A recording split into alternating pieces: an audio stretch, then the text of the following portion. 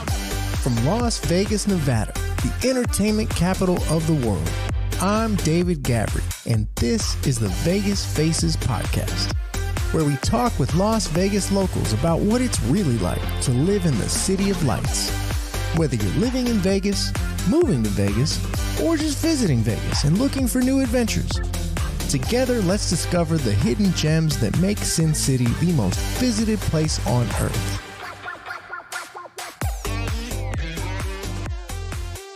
Hey everybody, welcome to another episode of Vegas Faces, where we talk to the people of Las Vegas about what it's really like to live in the entertainment capital of the world. I'm David Gabbry, and I'm extremely honored and thrilled about our amazing guest today. Her name is Stacy Sheeley, and she is a Las Vegas Realtor of over 20 years. With nearly $200 million in real estate sales, Stacy is in the top 5% of Nevada Realtors. Stacy knows everything about Las Vegas, with her specialty being Summerlin. In fact, her beautiful dog Barkley just got first place in the Dogs of Downtown Summerlin calendar. Today's episode is extremely special.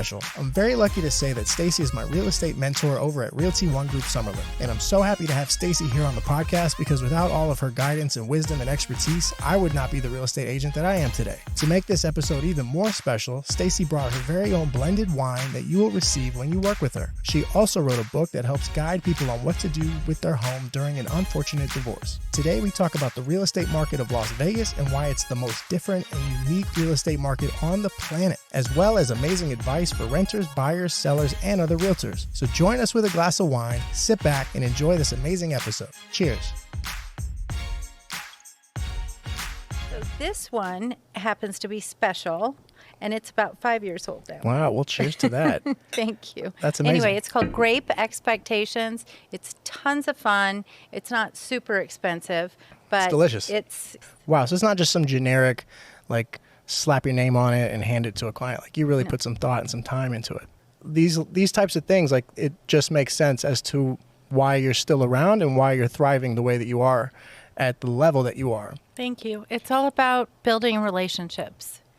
Because when you do a good job and people are happy with you, they tell all their friends and their family, and it just keeps going for generations.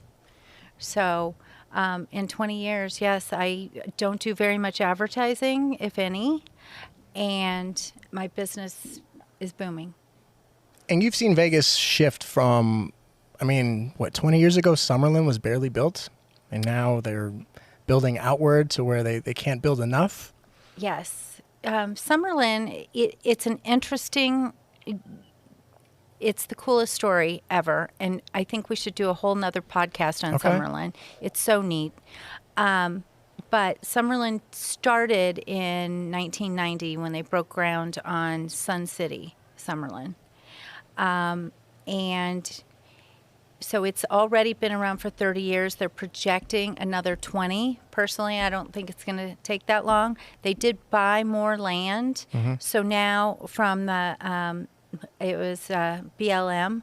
Now it's going to spread out all the way to the visitor center at Red Rock Canyon, and it goes all the way down to Russell Road. So it spans 6 miles long, 3 miles wide. Wow. Yeah. And what made you come to Summerlin when you did come to Vegas? Because it seems like Summerlin is your spot, even though you still do Henderson and you're all over town. But is Summerlin like your primary, where you focus the most? And if so, what made you choose that? Summerlin just has my heart. When we moved here 20 years ago, we looked at, it's funny, we actually were in a store buying clothes, and we asked the sales guy, where would you live if you were moving to Las Vegas? And he said, go to Green Valley Ranch, Seven Hills, and Summerlin. So we looked at Henderson first, then we came over to Summerlin, and we were like, there is no way in this world we're going anywhere else. And so I'll have clients come in primarily from California, and they'll say, no, we want to live in Henderson. For whatever reason, a lot of Californians migrate to Henderson. I don't know if it's because they've heard the name Green Valley Ranch or Anthem or whatever, or it's closer, a little bit closer to California, but they always want to go to Henderson. So what I do is I take them to Anthem and Inspirata and, McDonald Highlands, depending on their price range. And I say, I'm going to humor you, and then I'm going to take you over to Summerlin. Bear with me. Every single solitary client has come back to me and said, thank goodness you made us move to Summerlin. We absolutely love it. We can't imagine being anywhere else. What do you think it is about Summerlin to them after they've seen it? Because McDonald Highlands, like these are really nice. Henderson has some really nice areas as well, and a lot of space, a lot of giant houses. Not to say that Summerlin doesn't, but what do you think it is to them that draws them to Summerlin versus Henderson? Well, Summerlin's so dynamic. And then I always say it's like a biosphere. You've got everything. You never need to leave. Mm-hmm. I mean, you might want to go see a show on the Strip, but you don't have to leave. You've got all the grocery stores. You've got all the schools.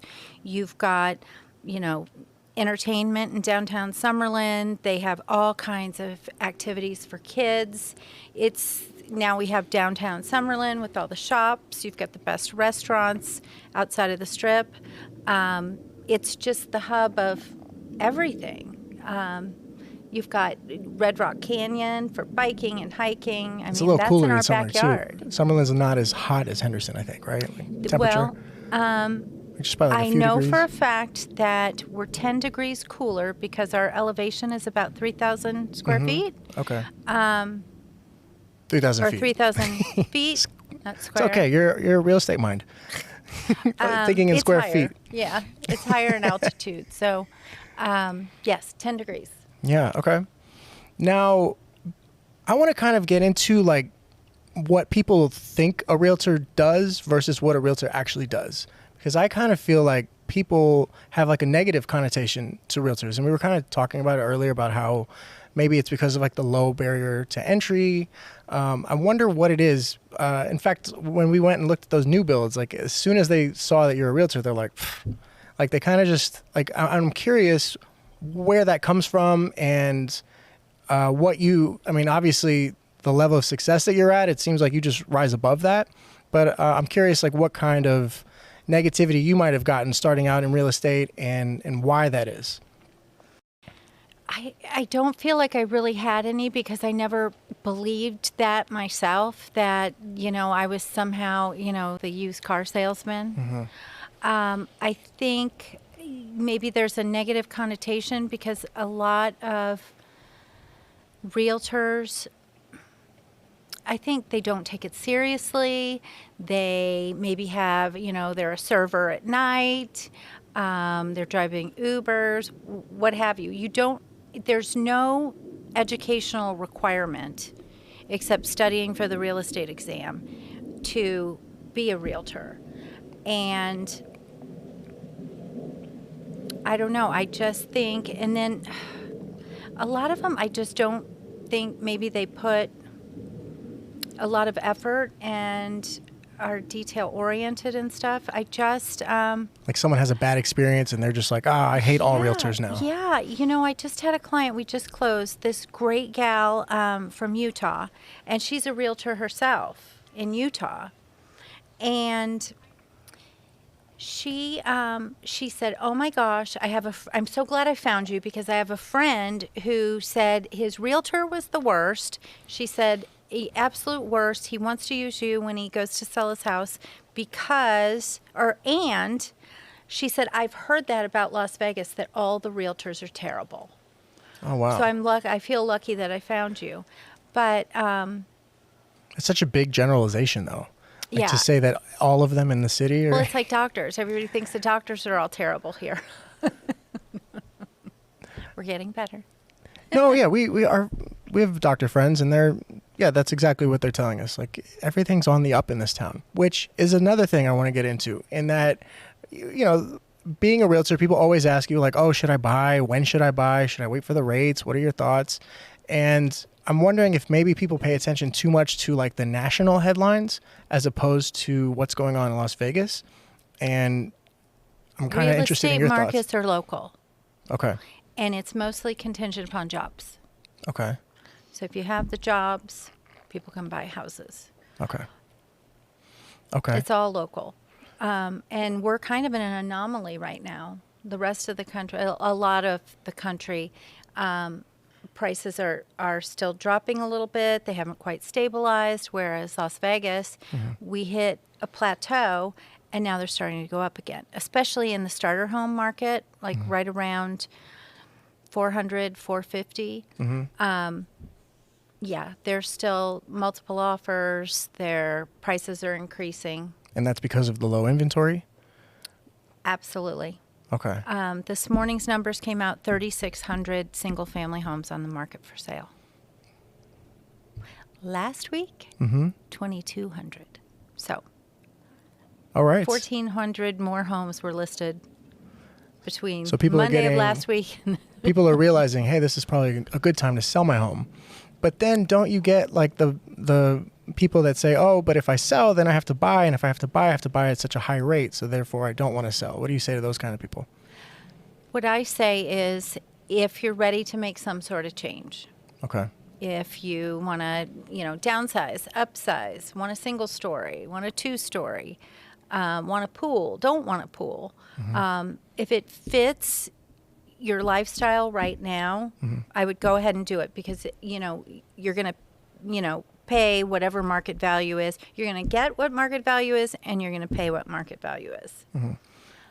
And also, can you elaborate on like the whole like refinancing or like what the incentives are? Because the rates are high, they're like buy down incentives, and seller provides payment for certain things. Like, is there anything? Seller contribution? Yes, there we go. We're not seeing it as much as we were a year ago. Okay. But some sellers will, if their house has been on the market for a while, maybe they're overpriced or whatnot. If their house has been on the market for a while, one of the greatest incentives they can do to get a buyer is to offer a contribution towards buyer's closing cost.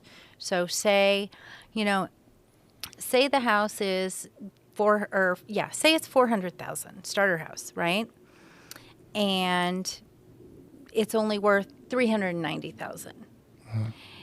Rather than saying, okay, I'll offer you $390,000, it's better in some instances to say, okay, I'll pay you $400,000, but I need $10,000 in closing cost.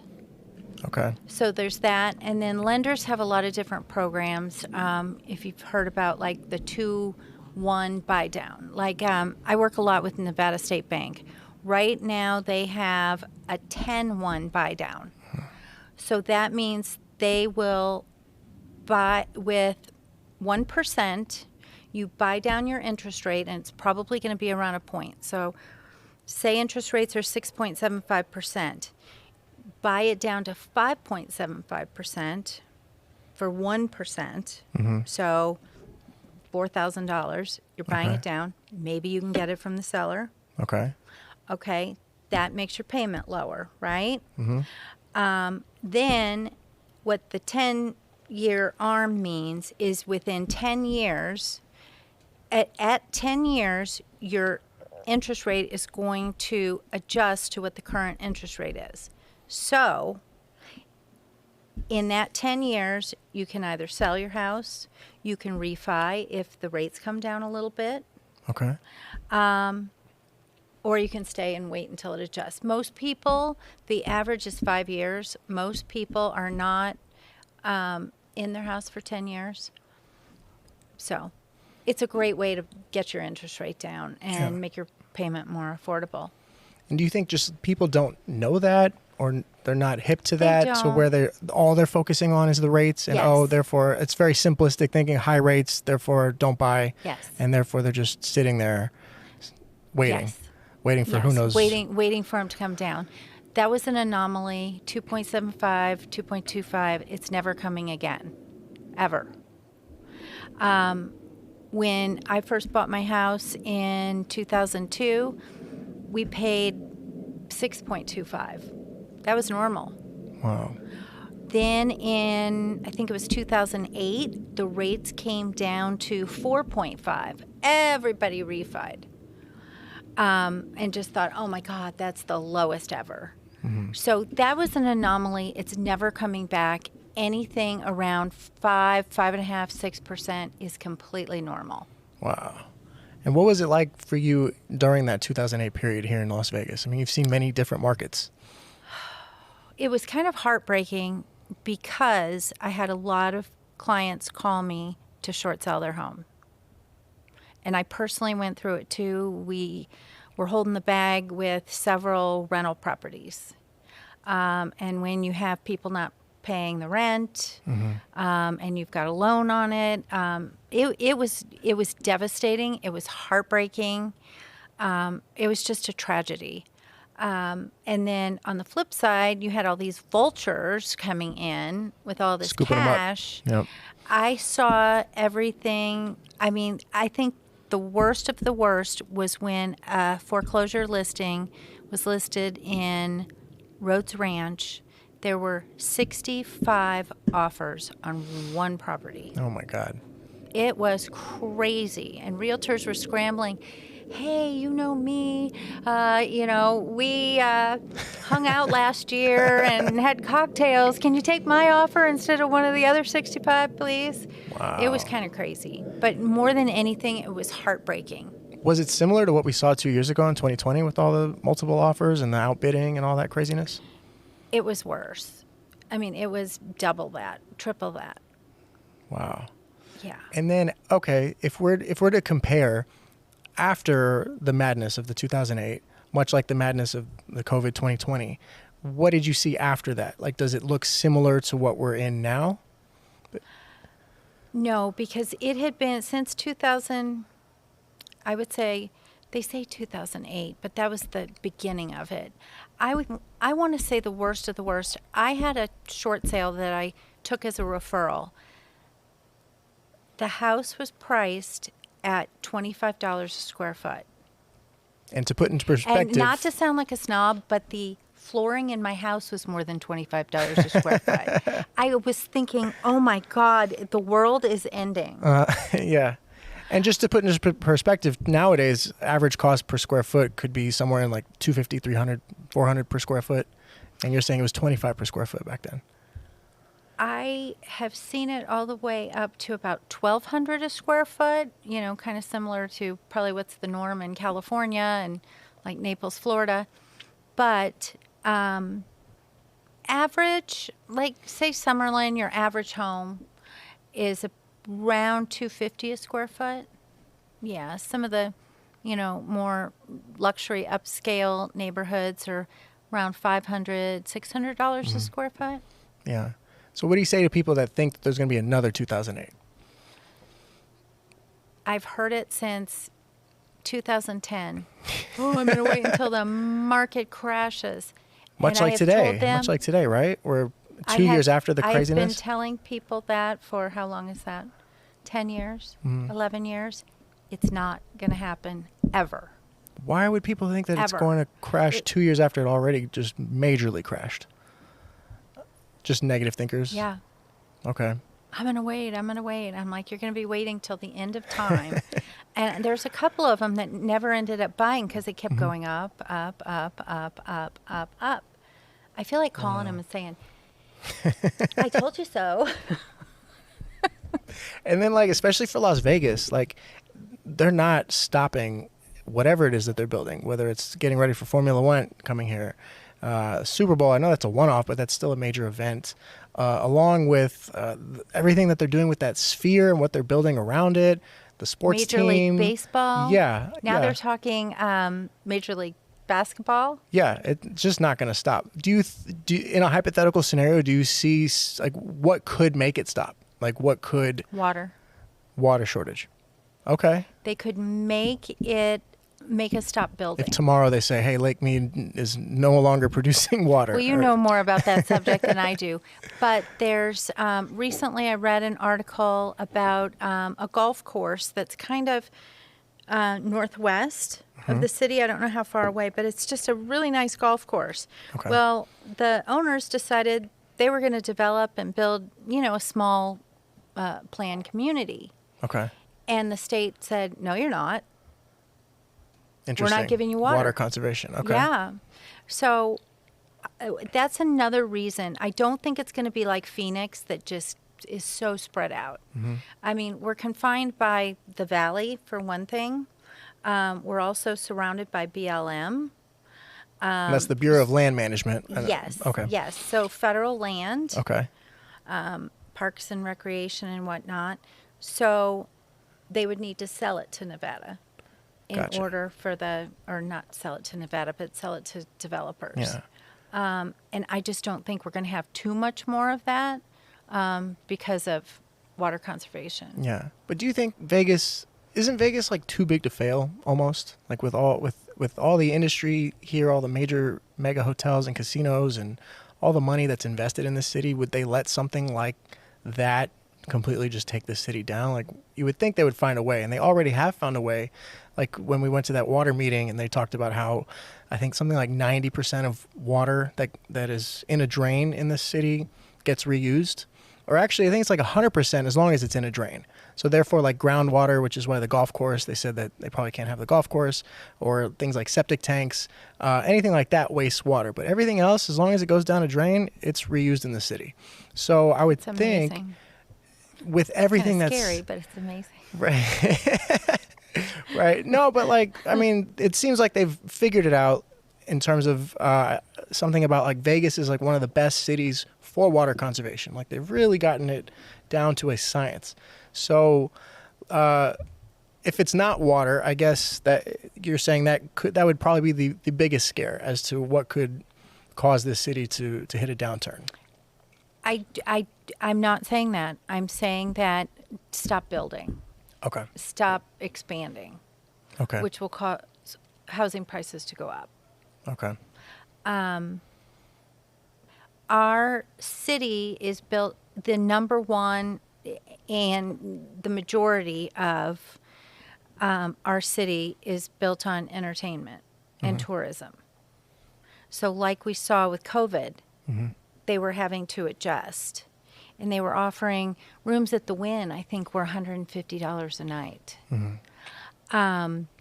So they really had to adjust because our number one industry for jobs is tourism, or what keeps the city going is tourism, and number two is construction. So we don't have that many other industries. They've been trying for a long time to bring the tech industry in. You know, you've got that Switch. I don't know if you're aware of what Switch is. It's a data storage facility. Okay. They have a big one here, but then they moved to Reno because I guess it had more bandwidth. But anyway, they're trying to bring in tech. They've been trying to bring in more of the tech industry. Now you've got Google with like a call center. Wow. You've got Amazon building another warehouse. They've got one. They're building another big facility. But we just don't, beyond the gaming and entertainment, we don't have, the jobs aren't there. That's why they keep saying housing prices are exceeding what the, median income is. People are priced out of the market. Wow. So that's why. Okay. There's a finite amount of, CEO executive positions with, MGM or any of the big, gaming or casino. Do you think like with all they say like the Californians flocking and they're trying to make this a second Hollywood and all that type of stuff, does that just make Las Vegas unlivable in terms of price? Like it's just going to be crazy expensive? Do you ever see something like that happening, or do you see that the cost of living here will be fairly reasonable still? I think it's going to still stay. I think it's going to keep climbing. I don't think it's ever coming down. It'll always be more affordable than California. But do I see it getting pricey? Yes. Okay. I do. So then Which is another reason everybody's staying in their house and there's no inventory. Yeah. Like a first-time home buyer who sees that and is like, oh, things are getting more and more expensive. What to do? What would be like your best advice other than, I keep hearing like, just get in, just jump in, whether it's like a small condo or a townhome or just get that beginning equity and start building. But any other perspective from you in terms of someone who is kind of waiting on the sidelines right now? It's the best investment you'll ever make in yourself. What I tell young people is it's your savings account. You're paying yourself. You're not paying a landlord, somebody, the owner of the house. You're paying yourself. And then on top of that, and on top of not paying rent, but, paying your mortgage, you can put value into it by, fixing it up. And then you've got appreciation. So as time wears on, you're gaining more and more and more equity.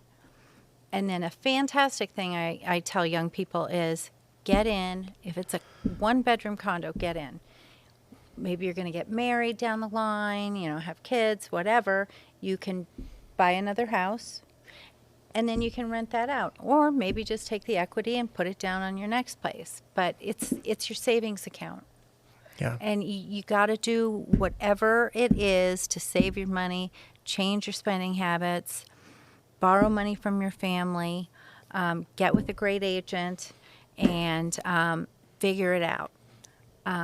Even just, to meet with me and, okay, what do I need to do? I'm serious. What do I need to do? I'll give you a 1-year plan. Here is where you need to be. Here's what you need to be doing.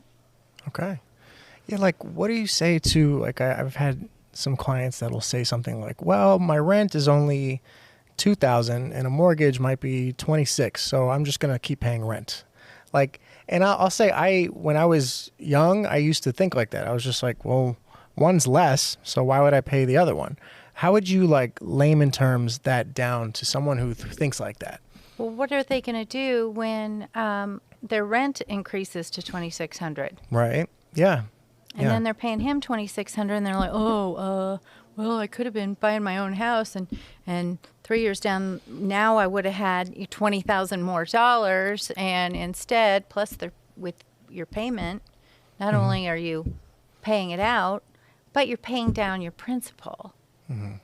So that's like, that's more money when you go to sell. Yeah. I tried to buy my own first home at 23 years old, and I got stopped by my dad. That house, it was in an up and coming, like, gentrified neighborhood in the south part of St. Louis, and it was a 2-family flat, and it was kind of a little sketchy still, but I was 23 and I had a can of mace. So it was a 2-family flat. My idea was I'm going to move in on the first floor and I'm going to rent the apartment upstairs. It's going to pay my mortgage. That property was $30,000. Wow. Today it's about $400,000. Whoa. Yeah. So anyway, do whatever you can to buy something. Yeah. If it's a studio. There's some great studios downtown. I was just looking at high-rises. There's some great studios downtown for $200,000 in nice high-rise condos. Wow. Yeah. Okay. So do something. They're out there. Do your research. Yes. You can find it. Yes. Yeah, I think the big takeaway is that real estate appreciates over time. Yes, in the short term it might go down, but in the long term, if you're planning on, like you said, getting married, having kids, having a stable, whether it's a family life or just a stable life, not being a nomad and moving from place to place, seems like the move. Like, it's a no-brainer. Well, yes, and you can always rent it out. Yeah. Yeah. And more than likely, the rent will pay the mortgage, if not more. Okay. So I want to move into your book that we have on the table. Yes. Shall we prop it up? Yes. I just wrote a book. It's a bestseller already. All right, Las Vegas Wind, don't blow it over. And yeah, just kind of tell us about. It's called The Best Selling Options in Divorce. I'll fix it for you. I wrote it because I help a lot of clients sell their home. I'll just hold it like That's this. been that are going through a divorce. And it's just chock full of lots of good information, from legal stuff to what your options are. Okay. Maybe it's not the right thing to sell. And then just preparing your house to, maximize your profit. Okay. What kind of, what differences do you see when you deal with a situation for a house that is dealing with a divorce versus, other than maybe immediacy, I would imagine, like someone wants to sell it right away. Do you ever see differences in that type of transaction versus just like a first-time home buyer or something like that? Maybe in terms of loans and percentages and mortgages and all that fun stuff? Well, like you said, usually they're in a hurry. Okay. So it's our job to, help them prepare, get them ready, and do they maximize. Okay. Yes, sell it fast and for the most. Okay. So that's where we come in, help them prepare it, show it in its best light, and then also help them buy, I would think, help them too. sometimes. Yeah, sometimes they're divorcing and they each want to buy something else. So Okay. but the book kind of goes through your options, the legality, how we work with your attorney, and just, maintain diplomacy throughout it. You have a fiduciary duty to both partners. Yeah. So does it get kind of dicey and tense? Have you ever seen some yes. ugly situations? Care to share any? No, I probably shouldn't. But like you said, maintain shouldn't. civility and be cordial throughout the process. And then I've had clients, I'm like, why the heck are they getting divorced? There must be a lot going on under the surface that I don't know about. Okay. But yes, so it's interesting and I like it. I went through a terrible 3-year divorce, very contentious. We owned rental properties, houses, and it was ugly at times. So I can understand, it's stressful, it's a challenge. It can be heartbreaking, very emotional. Personally, you're like, am I doing the right thing? What am I thinking? Maybe I can work it out. And, you just run the gamut of emotions. Plus, you may have raised your kids there and, had lots of memories. So, and it's stressful selling a house and moving. So couple that with divorce. Sometimes they're living in the same home together while they're going through the divorce, which that's kind of odd too, or it's kind of a weird situation. Yeah. Okay, can we have a meeting in the kitchen? You sit there, you sit there. No. But I enjoy it. So you're able to at least draw from personal experience and say, hey, here's what I went through. Let's make sure this doesn't happen to you. And I have an experience through this. So therefore, let's try to steer you in the way to where it's the least amount of stress in an already stressful situation. Yes, exactly. Okay. And I have a calming effect on people. Inside, I'm like, but I tend to calm people down, and I think a lot of it's just explaining things. If people fully understand everything, and you try to balance, how to show the house and, just negotiating between the two. Listen, we got these two offers, and here's what I think, and, kind of being the go-between.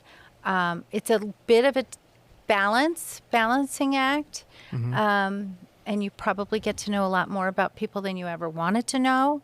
But I find it rewarding, maybe because it's a challenge. But I can completely identify with most situations. Yeah. So. All right. So they can get my book by going to my website, which is stacysheeleyhomes.com. And it's, you can just do /divorce, or it's on my menu.